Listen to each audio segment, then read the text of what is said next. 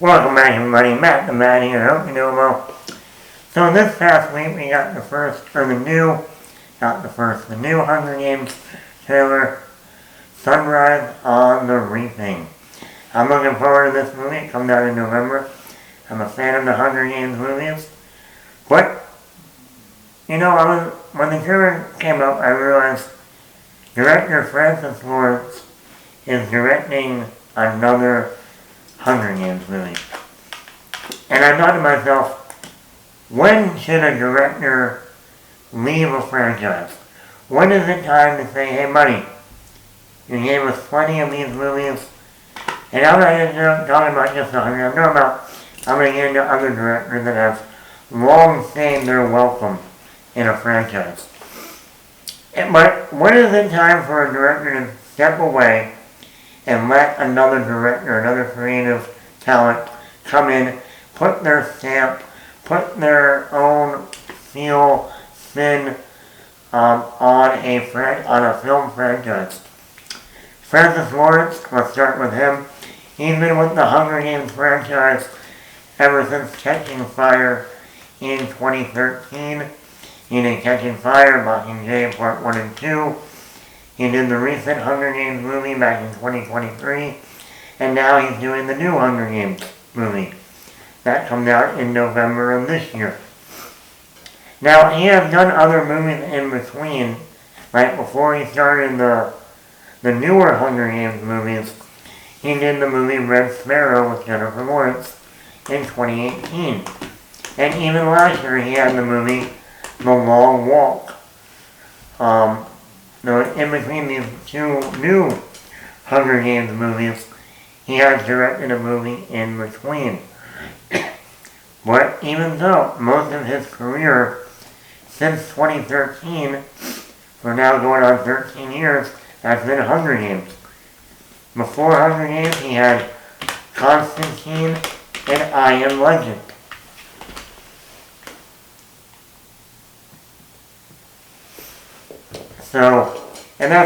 Then we go to David Yates, who took over the Harry Potter franchise with number 5, Harry Potter and the Order of the Phoenix. He did Harry Potter and the Order of the Phoenix, Harry Potter and the Half-Blood Prince, and then Deathly Hallows Part 1 and 2. And then after that, he went on to do the Tarzan movie with Margot Robbie and Alexander Skarsgård, but then he jumped right back into the Harry Potter world, the Wizarding world, and did the 3 Fantastic Beasts movies that we've gotten, over the past, 8 years or so. And the Fantastic Beasts movies were a financial success, both critically and financially. They were planning to do 5 of those movies. He would still be going and doing more Fantastic Beasts films. And let's look at Michael Bay with Transformers. Michael Bay did 5 Transformers movies until he finally stepped away and someone else came and did Bumblebee and the recent Transformers movie that came out in 2023. And now they're planning to bring back Michael Bay for the next Transformers. Yes, in between there he had Pain and Gain in 2013, and he recently did the movie Ambulance with Jake Gyllenhaal in 2022.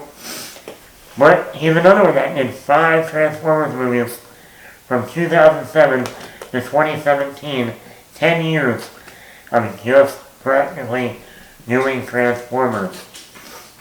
And you gotta wonder, when is it time for a director to step away? Even the Russo brothers, they did Captain America the Winter Soldier, Captain America Civil War, Avengers Infinity War, Avengers Endgame, and now they're back doing Avengers Doomsday and Avengers Secret Wars. Yes, there was a 7-year gap in between Endgame and Doomsday, but once again, bringing in the same directors. And yes, we've seen directors like Sam Raimi, who did 3 Spider-Man movies, all in a row. And by that 3rd one, he was worn down. And it was the worst Spider-Man film in his trilogy. Christopher Nolan, you could argue that the third Batman film is the weakest of the Dark Knight trilogy. And yes, even though he did do a movie in between, he did Inception in between The Dark Knight and The Dark Knight Rises, but hey, he still did all three Batman movies. You know, there are other directors, like the director of the John Wick movies. He has now done all four John Wick films. And they're planning to do a fifth one. How long are you going to let the same director direct John Wick? Or how long is it going to take for a director to keep doing the same movies? It doesn't help. Yeah, they might be making money each time they make a movie. They get paid more. But in terms of their own creativeness, their own way of stepping into other genres and trying something new, you know, you're limiting yourself to just one franchise, to one, you know, story in a way, world. You don't see Steven Spielberg doing 5 Jurassic Park movies. He did 2, and then he stepped away. You don't see Martin Scorsese. Well, he's never done a sequel. David Fincher. Yes, he took on Alien 3, but that wasn't his baby. You know what I mean? James Cameron, he only did 2 Terminator movies. So, like I said, when is it a time? We got even the Wachowski siblings. They did 4 Matrix movies. Guess what? That last Matrix movie was horrible. So, like I said, when is it time for it? Yes, Wes Craven did all the first 4 Scream movies, and then he passed away. But he was going to do 5 and 6 in the original plan for the original second trilogy of 4, 5, and 6 back in 2011. And that would have been 6 Scream movies directed by Wes Craven. I mean, look at Star Wars. George Lucas. Yeah, he made the first Star Wars movie and then he stepped away. But then he did all 3 prequel films.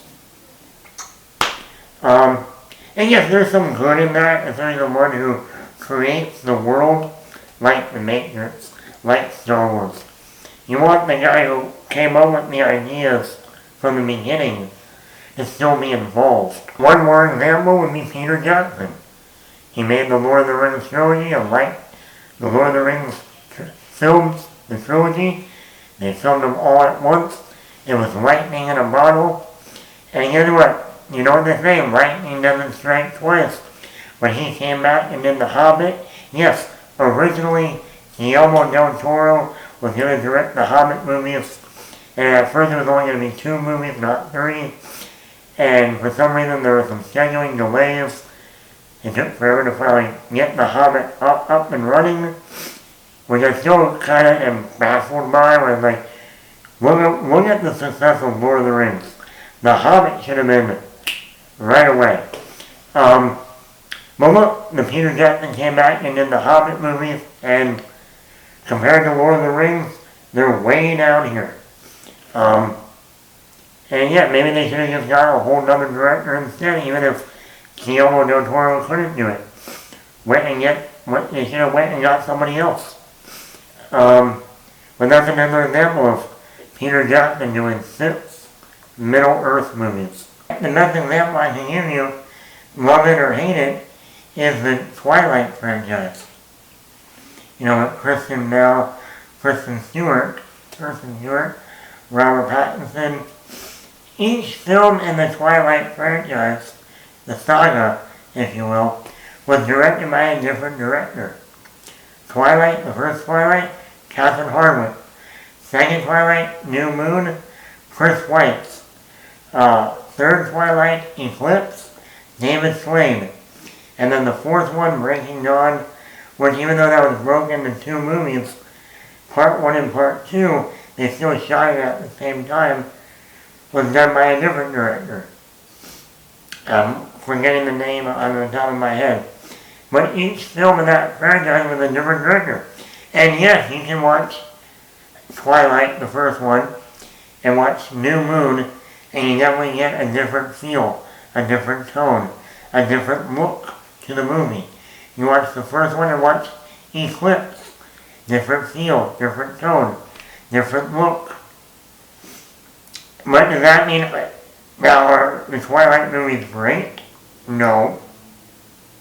Most of them are pretty bad. But you can at least say, at least with the Twilight movies, that they each have their own feel and look that is distinct from one another.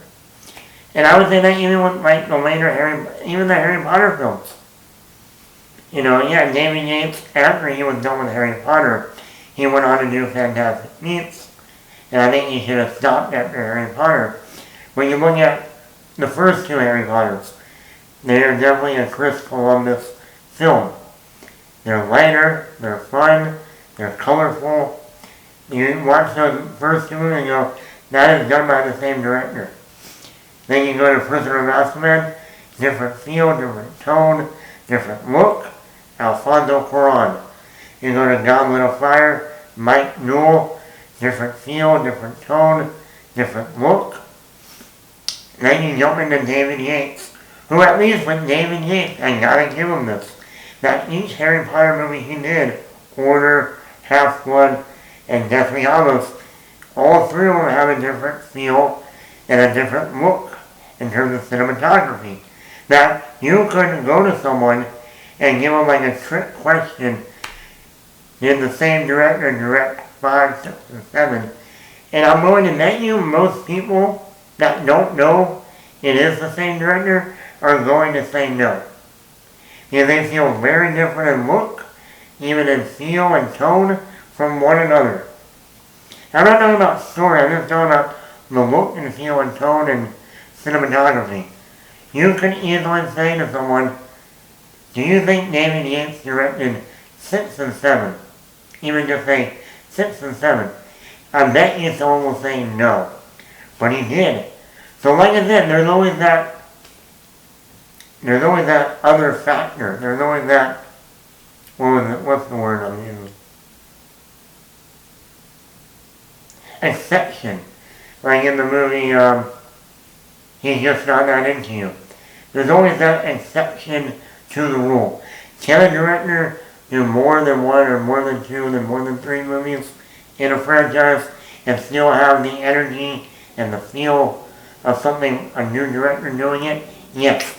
David Yates is the exception to the rule. Do you think there's a certain point where a director should step away from a franchise and give it to somebody else?